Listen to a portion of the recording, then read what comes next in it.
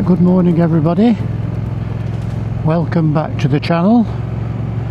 After a bit of a wait, couldn't take the Triumph out until the 1st of March because of the new registration, so it was in the garage for a week after I picked it up from Mules Motorcycles. So I did have the bike out just briefly on a short run just to get used to the controls. So today is the first decent ride out. So what I thought we'd do is have a ride to Arnside and do one video there, and then a follow-up video, like a part 2 if you like, riding back through Arnside and Silverdale on the way back home. And on the way there and back we'll just talk about the bike. So I know I've had the Enduro bike on the road for the last, well, probably about 15 months, and I've been riding that on and off road. But this is the first decent ride on an actual road bike in over 20 years. When I was last riding, I was on a ZZR 1100, and previous to that a CBR 600.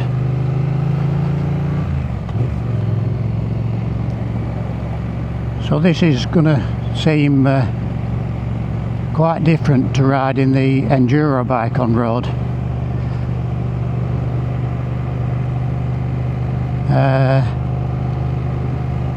It's very comfortable.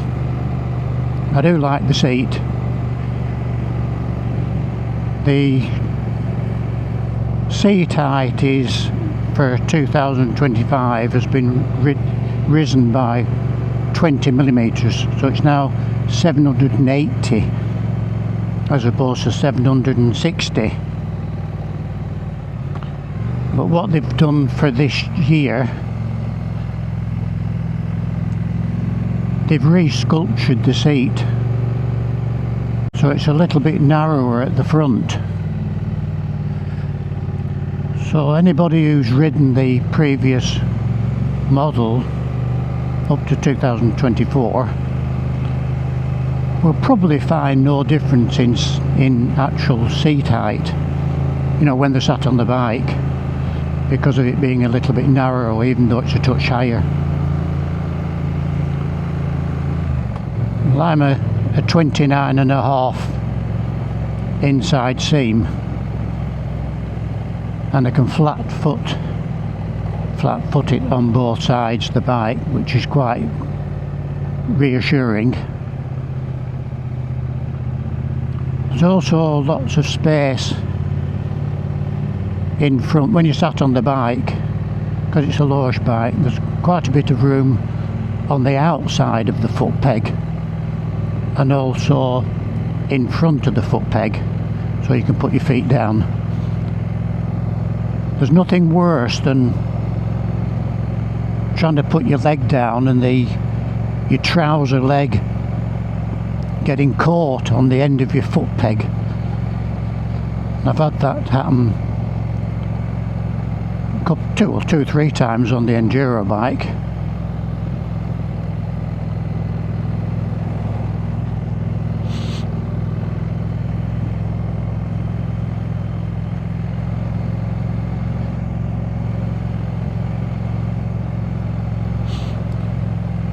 When I ordered the bike, I ordered some heated grips,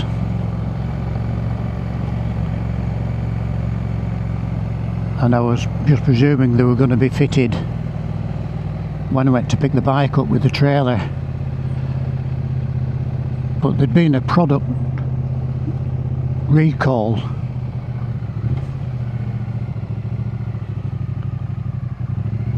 So now we're actually waiting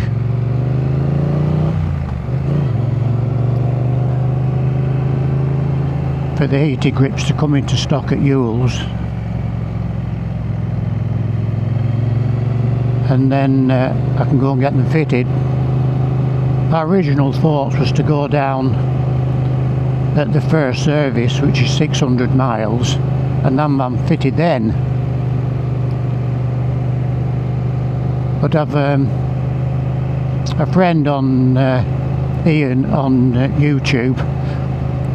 I think he'd only done 596 mile, 598 mile the other day, and he's been riding the bike a lot more than probably I will ride. So I could actually be quite a long way off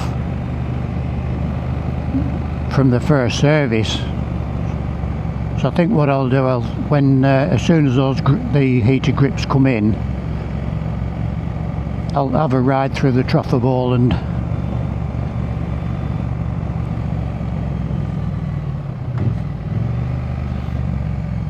and go and get them fitted.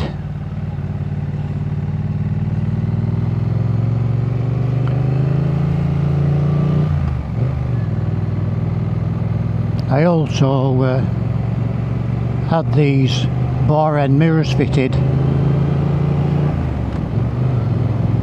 I just much prefer them to the original mirrors, which just seem to be stuck up in the air. I know the original ones look probably a little bit more authentic, but with this modern style of retro bike, I think these mirrors really do suit it,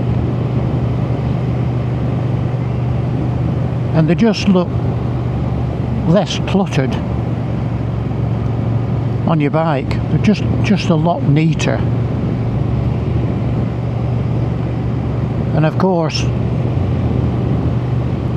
you don't see any of your body. I can just, on the left hand mirror, I can just see my elbow a little bit.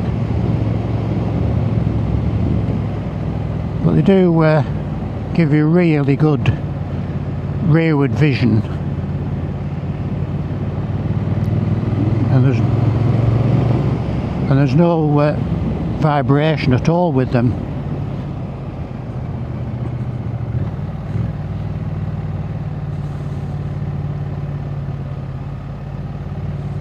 Just having to stick out a little bit there with the road.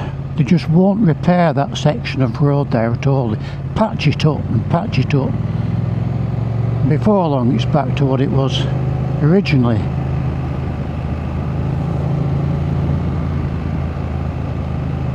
So it's given them about a high of 15 degrees today, so I'm testing out my lighter weight jacket, just with a jumper underneath.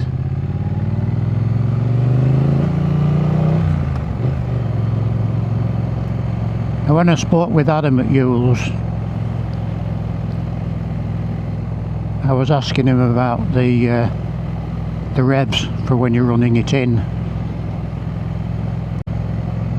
So he said probably about a maximum of about 3,000 revs for the first 600 miles.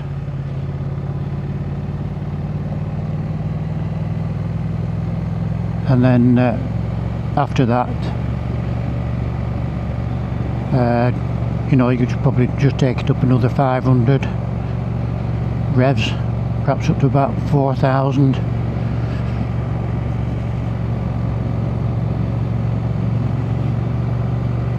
Just a bit cooler this morning, just in the shade out of the sun, but the roads are fairly dry.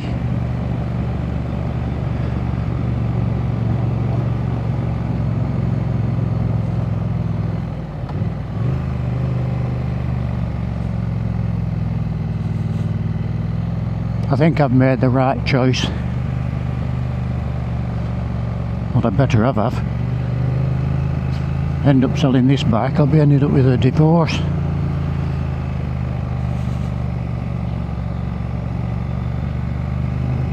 these type of roads, be a lot better when the engine's loosened up. Just leave it in a lower gear.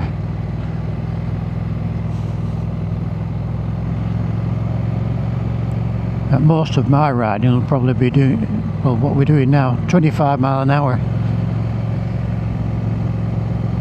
Probably anywhere between 25 and 40, maximum 50. Don't think it'll be getting any use on the motorway at all, although we will test it at some stage on the motorway, see what it's like. Probably a little bit on the dual carriageway, getting up to the southern lakes very quickly before we get onto the B roads. Just coming into Arnside now.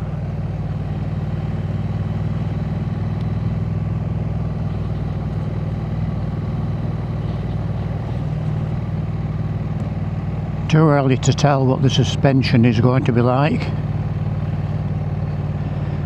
It seems nice and, well, plush enough.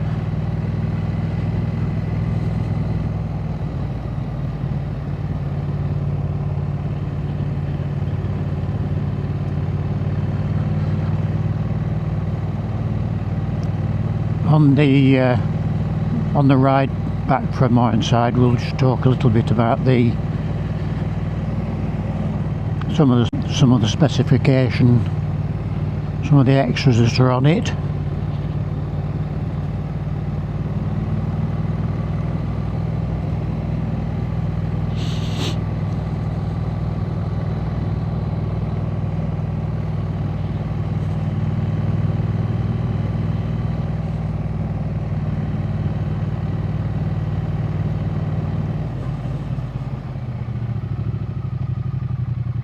What's he doing now?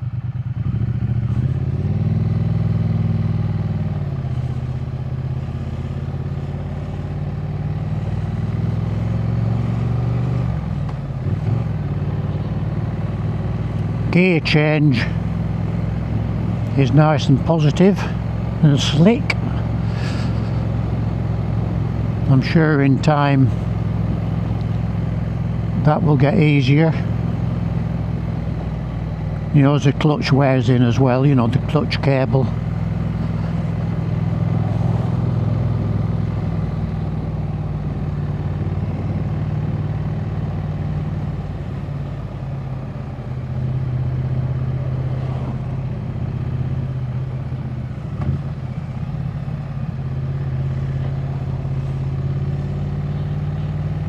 What a gorgeous day today. Amazing. Couldn't have picked a better day to come here.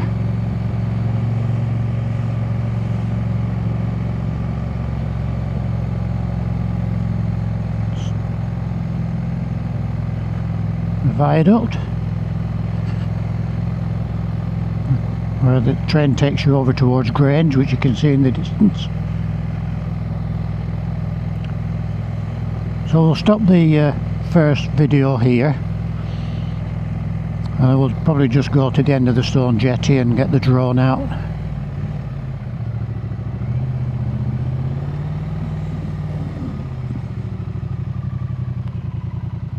Why have they stopped there?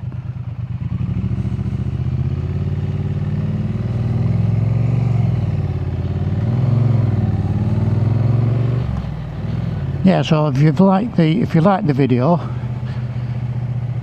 and you want to join us on this next trip as well, please like and subscribe. Big thumbs up, and we'll see you shortly. Thank you for watching.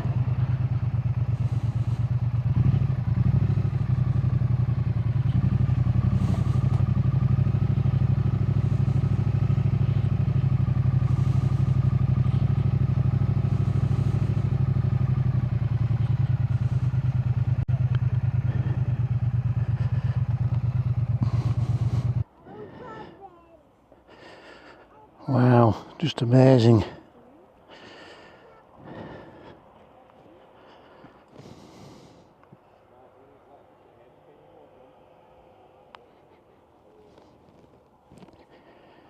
out towards Grange.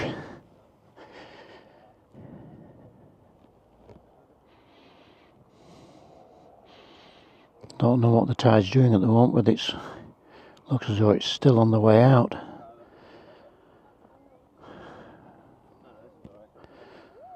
Probably arrived a little early really for Arnside Bore.